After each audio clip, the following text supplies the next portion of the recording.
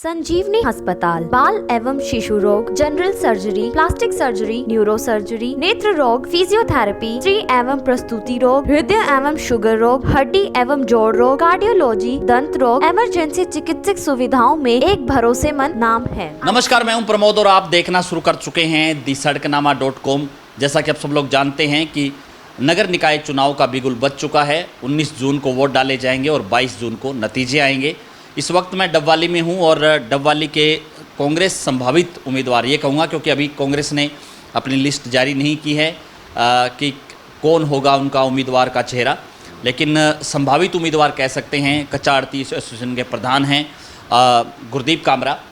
क्योंकि आज हम डबवाली को लेकर के थोड़ी चर्चा करेंगे कि क्या कुछ बड़ी परेशानियां हैं, क्या कुछ दिक्कतें हैं, किस तरह का डबवाली होना चाहिए। क्योंकि जब बात शहर की सरकार की आती है तो तमाम सारे मुद्दे हैं वो शहर से जुड़े ही होते हैं। गुरदीप जी, बहुत बहुत स्वागत आपका। नमस्कार प्रमोद जी, आपका भी बहुत बहुत धन्यवाद कि आपने समय निकालकर सिरसा से आज डबवाली का हाल जानने के लिए आए हैं। बहुत बहुत स्वागत है आपका। Thank you. क्या कहना चाहेंगे, क्योंकि चुनाव का बिगुल बज चुका है। पहले हम डबवाली की परिस्थितियों के बारे में और हम हमारे दर्शकों को बता दें कि डबवाली में करीब 39,000 वोट हैं और इस बार चूँकि नगर निकाय चुनाव में वोट परसेंटेज है वो सबसे ज़्यादा होती है, यानी कि 70 से 80% वोट है वो पोल हो सकते हैं। उस लिहाज से करीब 30,000 प्लस वोट है वो पोल होंगे। क्या कुछ रहेगा सर, डबवाली की परिस्थितियों की पहले चर्चा कर लेते हैं। किस टाइप की परिस्थितियां हैं, और चूँकि अभी नगर पालिका से नगर निगम नगर परिषद बना है, कुछ वार्ड नए बने हैं, कुछ एरिया जोड़ा गया है। बड़ी समस्या की हम बात करें तो क्या कुछ निकल कर कहना चाहिए? प्रमोद जी, नगर परिषद की आपने पूछा अभी क्या स्थितियाँ हैं, तो इस वक्त जो नगर परिषद का कार्यालय है वो भ्रष्टाचार का अड्डा है। डबवाली के अंदर आज किसी ने कोई प्रॉपर्टी बेचनी हो उसके लिए एनडीसी और एनओसी ज़रूरी कर दी है सरकार ने, लेकिन लोग यहाँ दिन नहीं, हफ्ते नहीं, महीने नहीं, साल साल हो गया एनडीसी और एनओसी लेने के चक्कर लगा रहे हैं, लेकिन एनओसी नगर परिषद नहीं दे रही। एक भ्रष्टाचार का अड्डा बन चुका है नगर परिषद। जो यहाँ एम्प्लॉयज़ हैं वो भी, और उसके अलावा सरकार इतनी दोषी है मैं कह नहीं सकता। आप बिलीव नहीं करोगे प्रमोद जी, एक दिन जाते हैं वही पोर्टल पर वही प्रॉपर्टी प्रूव्ड बताती है, अगले दिन अनप्रूव्ड बता देती है, और जो पैसे पहले भरे हुए हैं वो दोबारा फिर ड्यू निकाल देते हैं, और इसका कोई जवाब इनके पास नहीं है, कोई समय सीमा निर्धारित नहीं है। तो ये नगर परिषद के अंदर तो बहुत बुरा हाल है। नगर परिषद को सुधारने वाला आदमी चाहिए। आने वाले समय में जब ये नगर परिषद के चुनाव होंगे तो आशा है, परमपिता परमात्मा से भी गुजारिश है कि अच्छा आदमी चुनकर आए और इस नगर परिषद के ढांचे को सुधारे। तो आपका दावा कितना मजबूत है? शहर के लिए आपका प्रोजेक्ट क्या है? क्या आप कुछ कर पाएंगे अगर डबवाली की जनता को बताना चाहिए? देखिए प्रमोद जी, यदि मेरी अपनी व्यक्तिगत बात करूं तो विज़न मेरा क्लियर है। मैं जड़ मानता हूं विकास के आड़े आती है भ्रष्टाचार। यदि भ्रष्टाचार ख़त्म हो जाए तो सारी चीज़ें ही ख़त्म हो सकती हैं, क्योंकि यदि भ्रष्टाचार ना हो तो एनओसी भी टाइम पर मिलेगी, एनडीसी भी टाइम पर मिलेगी, और चाहे वो कमेटी से आपको डेथ सर्टिफिकेट लेना है, चाहे बर्थ सर्टिफिकेट लेना है, चाहे मैरिज सर्टिफिकेट लेना है, चाहे आप सड़कें बनाने का काम करें, चाहे सीवर बनाने का काम करें, यदि भ्रष्टाचार ना हो तो सारे काम भी अच्छे होते हैं और गुणवत्ता में भी मिलते हैं। गुणवत्ता अच्छी मिले। जब भ्रष्टाचार होता है तो इसके ऊपर ये होती है। बाकी दूसरी बात, मैं सिपाही हूँ पार्टी का, और हमारे यहाँ डॉक्टर केवी सिंह जी और विधायक भाई अमित सिहाग जी ने जितना बढ़िया काम किया है, तो मेरे को तो ये लगता है भी एक पक्षीय मुकाबला है। हमारी पार्टी का कैंडिडेट जीतेगा, कोई भी हो। जहाँ पार्टी डिसाइड करेगी कि किसको टिकट दी जाती है तो हम जीतेंगे। उसका कारण भी यही है कि साफ़ सुथरी और पारदर्शिता काम हम करते हैं। और आने वाली भी नगर परिषद में भी हम बात भी हुई है डॉक्टर साहब के साथ भी, विधायक जी, कि हम एक मिलकर डबवाली की ज़रूरतों के हिसाब से एक पूरा विज़न तैयार करेंगे भी क्या क्या ज़रूरत है, और आगे भी करते रहे। और जब भी जैसे ही चेयरमैन का चुनाव डिक्लेयर होता है तो हम आपको बताएंगे प्राथमिकता पर क्या क्या हम नगर परिषद के चेयरमैन बनते ही क्या करेंगे। गुरदीप जी, जिस तरह से ये इलाका जो है किसी ये कहूँगा कि इनेलो का गढ़ रहा है, डबवाली चौधरी देवीलाल का गृह क्षेत्र कहा जाता है, लेकिन उस लिहाज से यहाँ पे सुविधाओं की हम बात करें तो सुविधाएं डबवाली में, हालांकि कुछ आज भी डबवाली में कुछ सुधार हुआ है, चाहे चौक की बात करें या कुछ बड़े बड़े मॉल्स हैं, बड़े बड़े शॉपिंग कॉम्प्लेक्स है बने हैं, लेकिन इस बीच जो है मूलभूत सुविधाओं की हम बात करें तो मूलभूत सुविधाओं पर डबवाली कितना खरा उतरा है, जो कि शहर का चुनाव है, चाहे बिजली की व्यवस्था की बात करें, पानी की व्यवस्था की बात करें, सीवरेज की बात करें, लोकल जो गलियों की बात करें, तो क्या कहना चाहिए? देखिए, बहुत अच्छा सवाल किया आपने। यह उप प्रधानमंत्री का क्षेत्र रहा है। यह भूतपूर्व देवीलाल जी मुख्यमंत्री भी रहे, चौटाला जी मुख्यमंत्री रहे और आज भी उप मुख्यमंत्री दुष्यंत चौटाला जी हैं।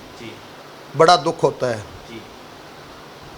कि इन्होंने इतने वर्ष राज किया, लेकिन डबवाली क्षेत्र को इन्होंने कोई बड़ा लंबा या जिसे कहते हैं बहुत अच्छा प्रोजेक्ट जिसके कारण बेरोजगारी के लिए इनकी लोगों को रोज़गार मिलता हो या कोई बड़ा काम किया हो जिससे डबवाली का नाम ऊपर तक जाता हो, इन्होंने कोई काम नहीं किया।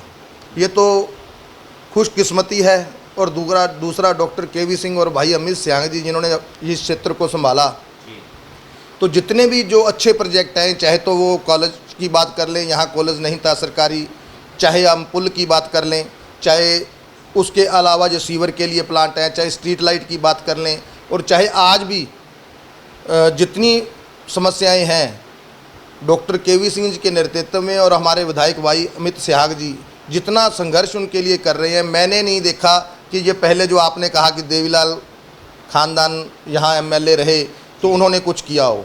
तो डबवाली का सौभाग्य है कि हमारे पास आज ऊर्जावान, लगनशील, समर्पित, पढ़ा लिखा और डबवाली की समस्याओं को जड़ से जानने वाला भाई अमित सियांग जी हैं। और आप भी अच्छी तरह जानते होंगे, और ऐसा विधायक है जिसने सबसे ज़्यादा आज तक विधानसभा में डबवाली की जो समस्याएं उठाई, तो इसमें कोई दो राय नहीं है। डबवाली को बड़ा प्रोजेक्ट जो दिए हैं वो दिए हैं डॉक्टर साहब की देन है, उन्होंने अपने संघर्ष से लाए हैं, लेकिन कभी इनेलो ने या बीजेपी ने आज तक कभी कुछ नहीं दिया। अब भी ओडा रैली में आए तो डबवाली के लिए तो बैली था। केवल और केवल सीएम खट्टर साहब चिंता व्यक्त करेंगे कि नशा छोड़ना चाहिए, नशा एक गंभीर समस्या है, लेकिन उन्होंने नशे के लिए किया क्या? कभी एक नशे के लिए एक नशा छुड़ाओ केंद्र ही खुलवा देते सरकारी, इतना बड़ा अस्पताल था। वो नशा छुड़ाने के लिए इस डबवाली को पुलिस का जिला ही घोषित कर देते, क्योंकि जब पुलिस जिला होगा तो यहाँ नशे की जो है नकेल 100% लगेगी, नो डाउट दैट। जब पुलिस लाइन होगी, यहाँ पुलिस की व्यवस्था अच्छा होगी तो खौफ पैदा होता है एक नशा तस्करों के बीच में। तो खट्टर साहब ने दिया क्या डबवाली को? सिर्फ चिंता व्यक्त करने से कुछ नहीं फ़र्क पड़ता। प्रमोद जी, मैं एक बात बताता हूँ, कोई बंदा कहता है भी मैं इंग्लैंड जाना चाहता हूँ, कितने पैसे खर्च आ जाएंगे? मैं अमेरिका जाना चाहता हूँ, पैसे कितने खर्च आ जाएंगे? साथ में बैठा था तेरे जैसा मित्र, वो कहता है भैया सोचने पर कुछ नहीं खर्च आता। केवल चिंता व्यक्त करने से इस समस्या का हल नहीं होगा। तो सीएम साहब से मेरी भी दरख्वास्त है, भाई अमित सियांग जी तो आज से कम 10 बार विधानसभा में आवाज़ उठा चुके हैं कि नशा नशा नशा जो है मेरी डबवाली क्षेत्र को बर्बाद कर देगा, इसके लिए इसको उठाओ। तो नगर परिषद में जो चेयरमैन हमारा बनेगा, हम उससे भी सहयोग लेंगे, हमारे एमसी भी बनेंगे। हम इसे एक सामाजिक बुराई मानते हुए इसके खिलाफ भी खड़े होकर सरकार से भी डिमांड करेंगे, भाई विधायक की मार्फत इसको विधानसभा में भी उठाएंगे और इस शहर को नशा मुक्त कराने का प्रयास करेंगे।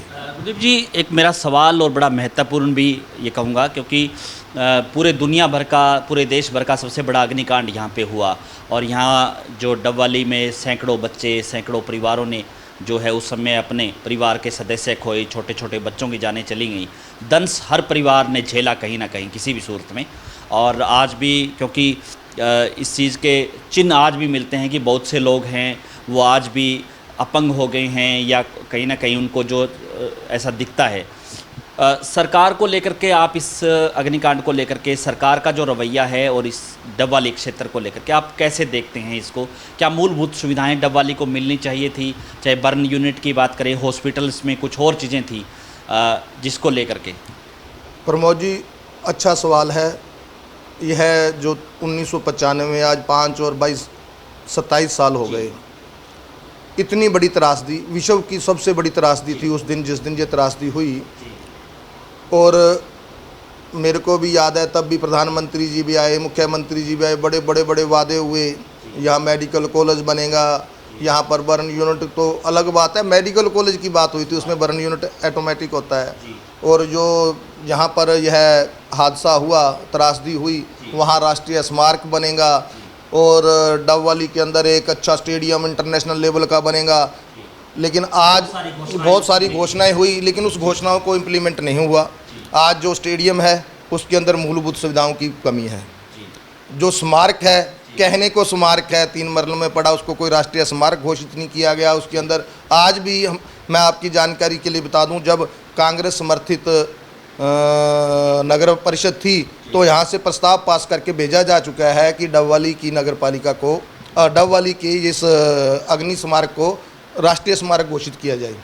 तो मेरी भी सरकार से भी गुजारिश है कि यदि सचमुच उन 500 लोगों के बच्चों के करीब जो वहाँ शहीद हुए, ये इस त्रासदी का शिकार हुए, उनको श्रद्धांजलि देनी है, उसको श्रद्धा सुमन अर्पित करने हैं, तो यहाँ पर एक राष्ट्रीय स्मारक भी बनना चाहिए, यहाँ बर्न यूनिट भी बनना चाहिए। और एक आगे से ये ऐसे हादसे ना हों, तो मैं चाहता हूँ कि एक स्कूल भी बनना चाहिए। यहाँ जो अग्निशामक यंत्र होते हैं उसको कैसे यूज़ करें, उनके लिए एक स्कूल बनना चाहिए कि आने वाले समय में इसको कैसे बचाया जा सकता है।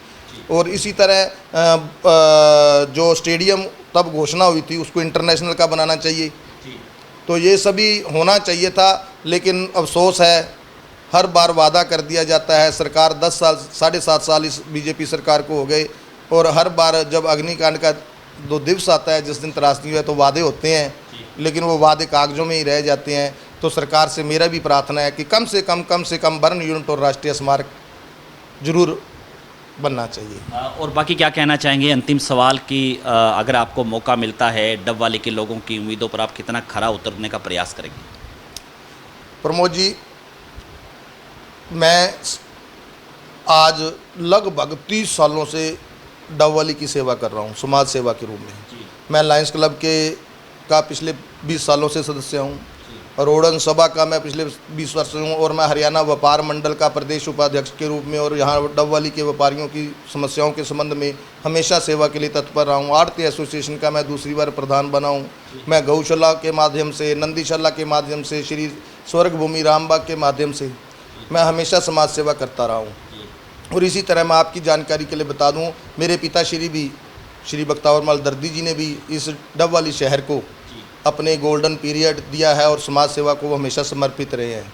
और यदि पार्टी मुझे मौका देती है, और मैं वादा करता हूँ सारे काम पारदर्शी होंगे, एनओसी एनडीसी का समय निर्धारित होगा, और बर्थ सर्टिफिकेट, डेथ सर्टिफिकेट और मैरिज सर्टिफिकेट ऑन कॉल पर मिलेंगे, फ़ोन की कॉल पर। ऐसा नहीं होगा कि आप लाइनों में खड़े रहें और नहीं मिलते। सीनियर सिटीजन को पूरा सम्मान मिलेगा। और उसके अलावा जितने भी ठेके होंगे, किसी भी तरह का गलियों का काम है, स्ट्रीट लाइट का काम है, सीवर का काम है, पारदर्शिता उसमें लाई जाएगी। किसी तरह का जो पुराना पर्ची वर्ची वाला काम कहते हैं वो बंद किया जाएगा। और डबवाली को ये मैं एहसास दिला दूंगा कि हाँ, उन्होंने मुझको चुनकर गलती नहीं की। धन्यवाद। तो ये थे हमारे साथ गुरदीप कामरा, लगातार पिछले कई वर्षों से समाज सेवा कर रहे हैं, और चूँकि कांग्रेस के संभावित उम्मीदवार हैं तो इसलिए हमने डबवाली के ही मुद्दों को लेकर के उनके साथ चर्चा की। इस वीडियो को लेकर के आपकी क्या राय है, और संभावित उम्मीदवारों को लेकर के आप क्या सोचते हैं, आप हमें अपनी राय हमें कमेंट सेक्शन में ज़रूर दीजिएगा, ताकि अगली वीडियो में हम उस राय को लेकर के भी डिस्कस कर सकें। बहुत बहुत शुक्रिया।